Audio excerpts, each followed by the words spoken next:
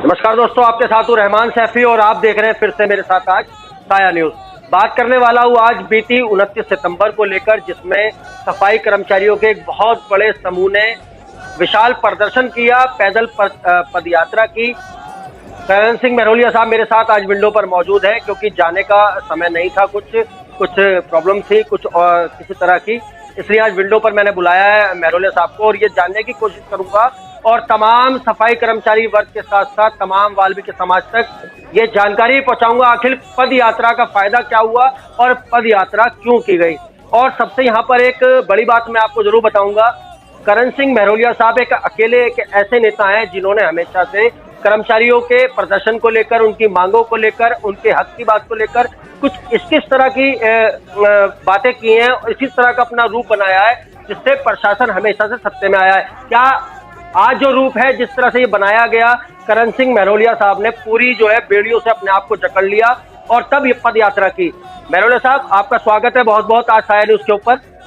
जी बहुत बहुत धन्यवाद सैफी जी, और आपके चैनल का बहुत बहुत धन्यवाद है जो समय समय पर सफाई कर्मचारियों के हक के लिए आवाज उठाता है। जी जी महरोलिया साहब, एक बात मैं जानना चाहता हूँ, आखिर ये बेड़ियां पहनकर प्रदर्शन और पदयात्रा करने का मतलब क्या था? क्या इससे होगा? क्या प्रशासन को इस बात से आपने सीख देने की कोशिश की है?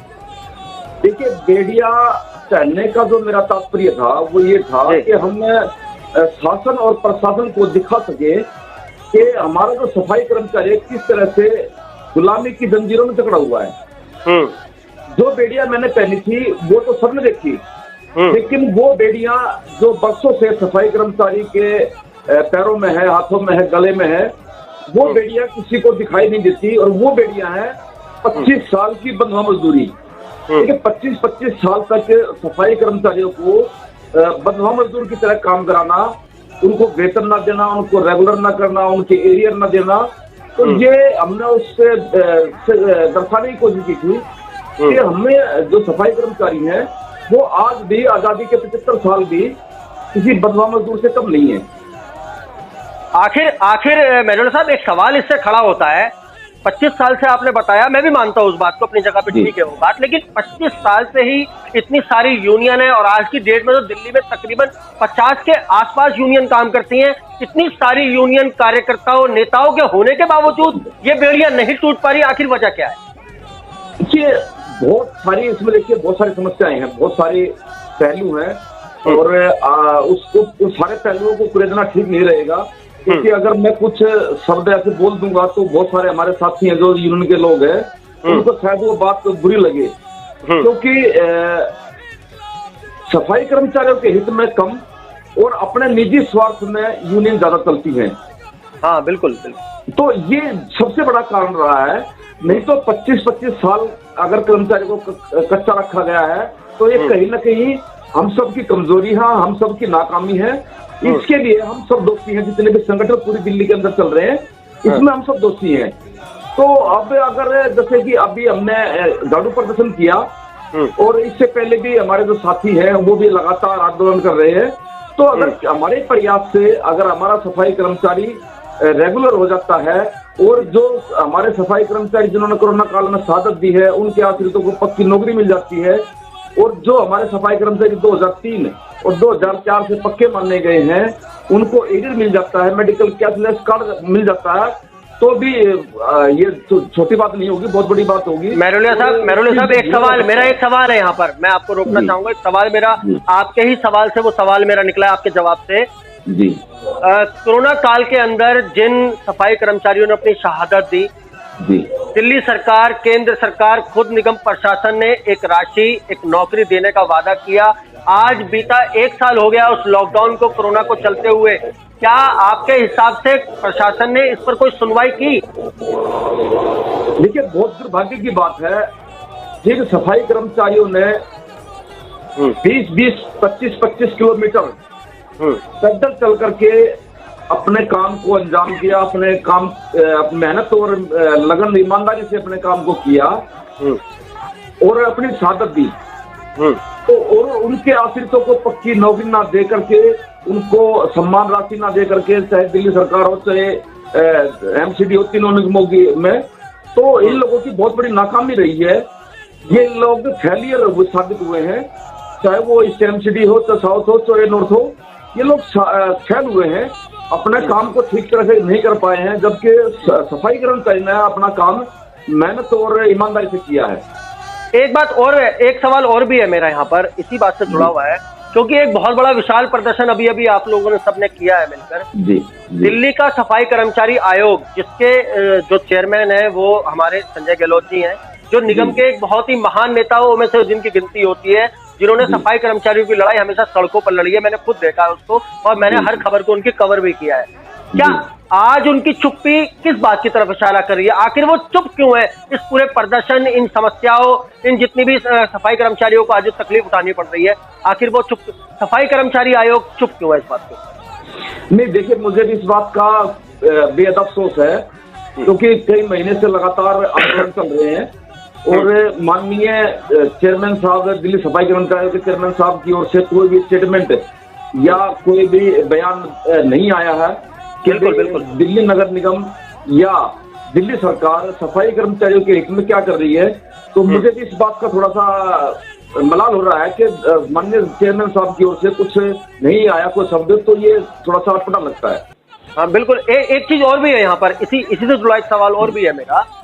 जिस तरह से हमने देखा पिछले चार साल पहले की बात है ये, निगम को चुनाव करा के दो भागों में बांटने की प्रशासन की एक रणनीति, प्रशासन उसमें कामयाब भी हुआ है क्योंकि चुनाव करा दिया उन्होंने। शादरा साउथ और शादरा नॉर्थ की बात कर रहा हूँ यहाँ पे, पूर्वी दिल्ली एडीएमसी की। और आज जब प्रशासन से कोई भी अन्य यूनियन ये सवाल करती है या अपने कोई मांग लेके जाती है, तो सीधा प्रशासन कहता है कि आज हम जो है जीती हुई यूनियन से बात करेंगे। और कहीं ना कहीं ये देखा भी जा रहा है कि जीती हुई यूनियन भी मिलकर कर्मचारियों कोई भी काम नहीं करा पा रही है। इसमें कितनी सच्चाई मानते हैं आप? नहीं, वाकई में इसमें सच्चाई है। सफाई कर्मचारी यूनियन में पहले भी कह चुका हूँ कि अपने निजी स्वार्थ में ज्यादा और सफाई कर्मचारी इसमें काम कम करती है, तो ये थोड़ा सा बहुत सफाई कर्मचारी के साथ बेइंसाफी है। जबकि होना ये चाहिए, चाहे वो जीती हुई यूनियन हो और चाहे जीती हुई ना हो, हम सबको मिलकर के सफाई कर्मचारियों के हित में काम करना चाहिए और अपने सफाई कर्मचारी भाई बहनों को इंसाफ दिलाना चाहिए। तो ये इंतजार नहीं करना चाहिए कि भाई जीती हुई यूनियन ही काम करेगी, ऐसा नहीं है। देखो, हमने एक प्रण लिया है, जितनी भी यूनियन है सबने ये सोच करके यूनियन बनाई थी और ये सोच करके यूनियन में शामिल हुए थे कि भाई हम सफाई कर्मचारी भाई बहनों का भला करेंगे, उनके हितों की रक्षा करेंगे। लेकिन कहीं ना कहीं हमारे बहुत सारे साथी उस लक्ष्य से भटक रहे हैं और सफाई कर्मचारियों को जो उनका हक है वो सही समय पर क्या दिला ही नहीं पा रहे हैं। क्योंकि अगर दिला पाते तो आज ये जगह जगह प्रदर्शन, भूख हड़ताल, काम बंद हड़ताल या झाड़ू प्रदर्शन करने की आवश्यकता ना होती। वो बात आपकी बिल्कुल, मैं भी मानता हूँ उस बात को। कहीं ना कहीं आगे की रणनीति क्या है सफाई कर्मचारियों की इन सारी मांगों को लेकर, मेहरुल्लाह साहब? देखिए, हमारी नीति ये है कि अभी हमारे बहुत सारे संगठन शामिल हुए थे हमारे झाड़ू प्रदर्शन 29 तारीख को, और उसमें ये तय हुआ है कि भाई 6 अक्टूबर से पूरी दिल्ली में काम बंद हड़ताल की जाएगी। इससे पहले भी काम बंद हड़ताल हुई है, लेकिन वो हड़ताल सभी के सभी बेनतीजा है और इसीलिए आज दोबारा से आंदोलन करना पड़ रहा है। तो मैं सभी जितने भी संगठन है पूरी दिल्ली के अंदर, उन सब से आपके चैनल के माध्यम से मैं अपील करता हूँ, हाथ जोड़कर निवेदन करता हूँ कि अब की बार कम से कम, क्योंकि चुनाव नजदीक है, अब की बार इस आंदोलन को कामयाब बनाए, फैलना होने दें और सफाई कर्मचारी भाई बहनों को उनका हक दिलाए। चाहे कुछ भी हो जाए, किसी भी सूरत में इस आंदोलन को फैल नहीं होने देना है। जो लोग राजनीतिक स्वार्थ लेकर के आंदोलन कर रहे हैं उनको इस आंदोलन से दूर रखा जाए और जो लोग नेक नियति से सफाई कर्मचारियों का हित चाहते हैं वो लोग आगे आए और सफाई कर्मचारी भाई बहनों को उनका हक दिलाने में हम सब मिलकर के काम करें।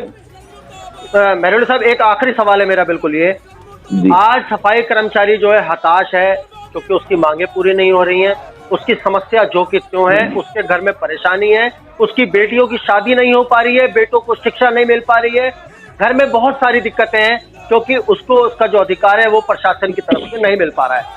कहीं ना कहीं कर्मचारी आज हताश है यूनियनों से, उनके नेताओं से, उनके झूठे वादों से।